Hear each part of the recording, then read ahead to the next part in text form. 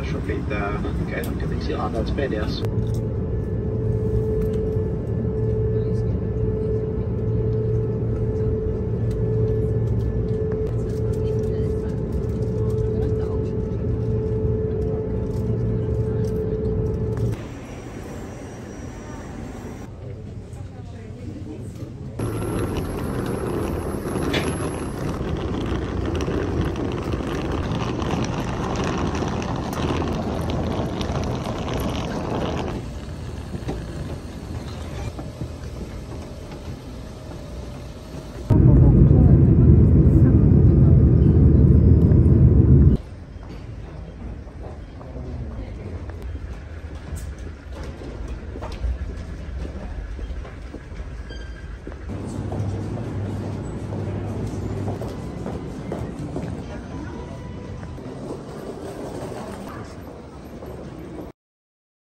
So guys, guide lang sa sa mga pupunta dito sa Zorich. Ito po yung pagdating. Ito yung public transportation nila. So yung mga bus and train, magkaiba yung dapat titingnan nyo muna sa apps nila bago kayo bibili ng ticket kung saan kayo pupunta na region kasi iba-iba yung presyo. So papunta na ako ngayon sa train station at doon na ako bibili ng ticket. Medyo nakakalito yung guide nila para sa transportation nila guys. Tingnan mo siya. Hindi siya naka-specific para sa train or sa bus. Marami. Iyon, sundan ko lang yung araw na yan. Papunta sa train. So ito ata yun. Ito yung papuntang train. Ayun. Train station guys. Paskong Pasko na rin dito. Ayan, train.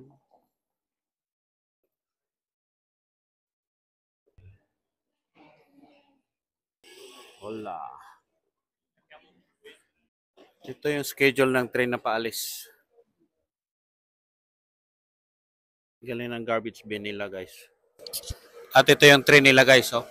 Napakaganda. Parang bullet.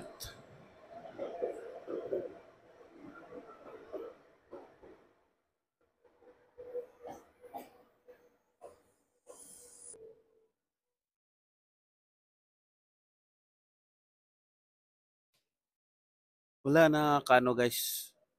Yung pagbili ko ng ticket. Kahirapan. Hindi ko alam kung saan yung yung track 1 ba, track 2 ba. Tapos wala pang public wifi. Gumagamit ako ngayon ng yung eSIM. Kaso dito sa ilalim, walang signal. Yan ang problema ngayon. Kaya aakyat muna ako ulit. Ano mga relo guys, no? Pero may nakita ako dito. Ito yung namahal na itong wall clock ito. Guys, doon ako galing sa sa bilihan ng ticket. Talagang nahirapan ako doon sa online. Kasi yung data ko mahina. Hindi makakonect. So bilhin na akong pagkain guys, may ticket na ako eh. So pag andito kayo sa Zurich or sa airport or sa Switzerland, pwede kayong bumili dito na para to siyang grocery store na which is mura siya yung mga prices. So pasok kayo guys. Daming chocolate. Taga dito yung chocolate eh. You know? Tinapay. Ayan, may mga sandwiches sila. Magkano naman kaya to? Walang presyo. At meron din silang mga food, salad, pasta. Ayun.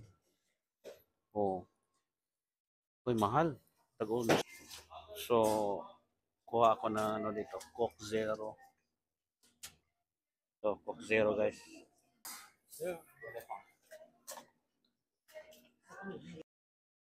Hoy, may hotdog. Pero tag 450, mahal ah. Tag 2 euro lang to sa Pero malalaki yung ban. Ito, malalaking tinapay. Parang masarap to, ah. Ano?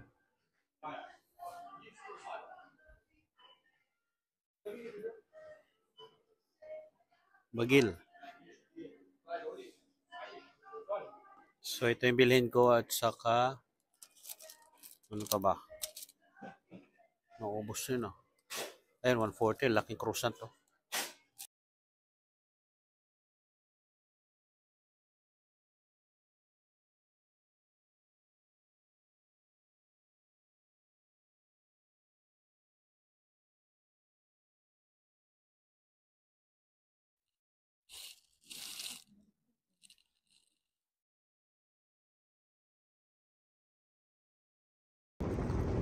Mga bahay nila dito, guys. Kasi yung nakuha ko na ano, Airbnb yun. Mabait naman sila dito. Ito pala, yung Switzerland. At saka ang dami mga vandalism sa building nila. Oh. Kahit dun sa mga ano, wall. Ito yung lugar na ano, station. At wala akong nakitang tawiran. Dito may tatawid. Sa gitna ng walang ano. Ano ba yan?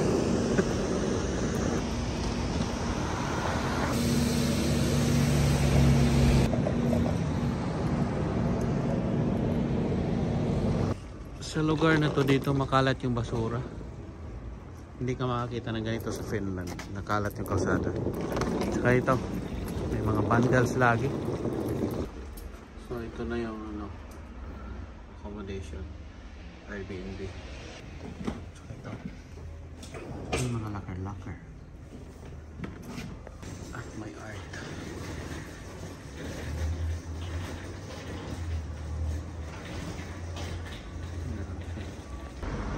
Guys, look what I found. Ayun, o kaya ito yung ano guys, drinking water daw to eh. Masarap daw to, tikman natin. Kuha ko guys, sinaubos yung tubig ko eh. Tikman natin.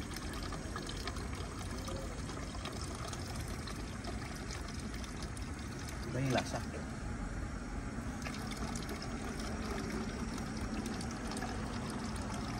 Lamig na. Iba talaga yung lasa niya doon sa tubig ng Finland. Pero linaw.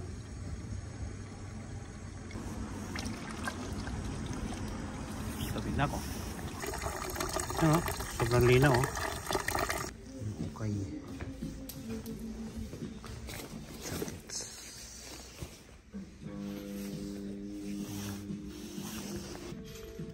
Ano guys?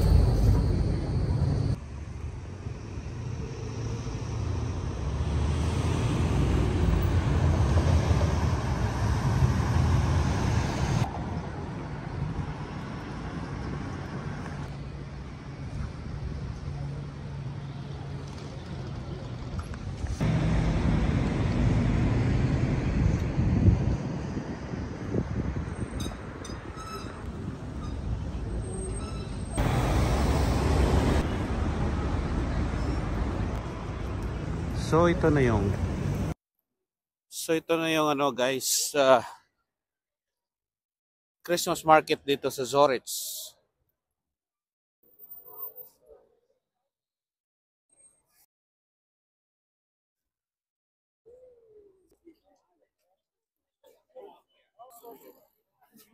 It's fudge. Ano tayo guys?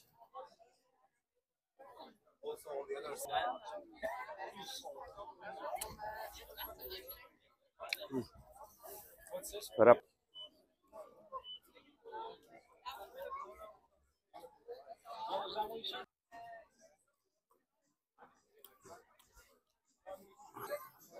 Ano bang pinagkakaguluhan dito?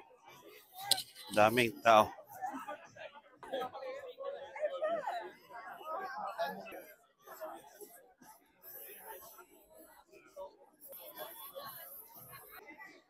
Puro to ano, guys, nag-inuman.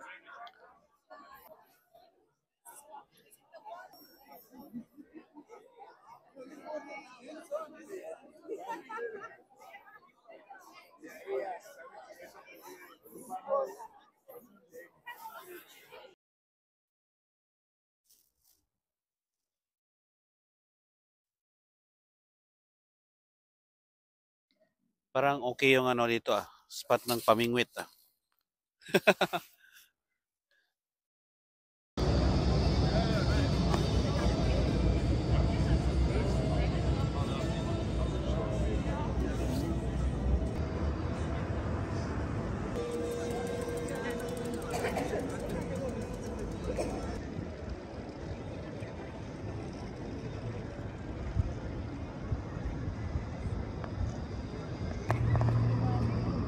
Ganito kalinis yung tubig dito, guys, sa Zurich, Switzerland.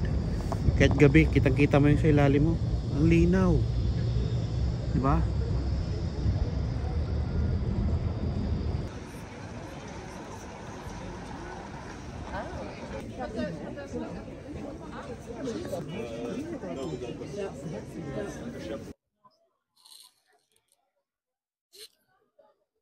Mga pagkain kakaiba. Akala ko ano to, mga bato. So ito na yung Swiss knife na tinatawag, guys. Mahal. May tag 35 pero mahal talaga. Tsaka yung mga relo, Swiss Army. Ganda. Ito 545. Ito 625. Magkano sa atin yan? Ito mga chef knife. Japanese to Mga mahal. Ito 149.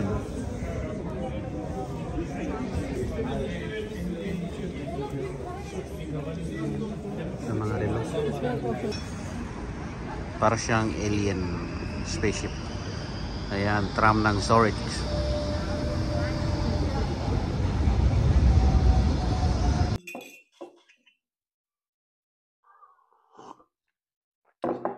Hey guys, good evening. Dito na ako sa apartment na tinirahan ko dito sa Zurich, which is galing ako dun sa Old Town and dun sa Christmas market also. And ang dami kong natutunan at ang dami kong na-enjoy na experience, like yung Zurich na sausage, like yung taste niya is the same sa yung sa German sausage.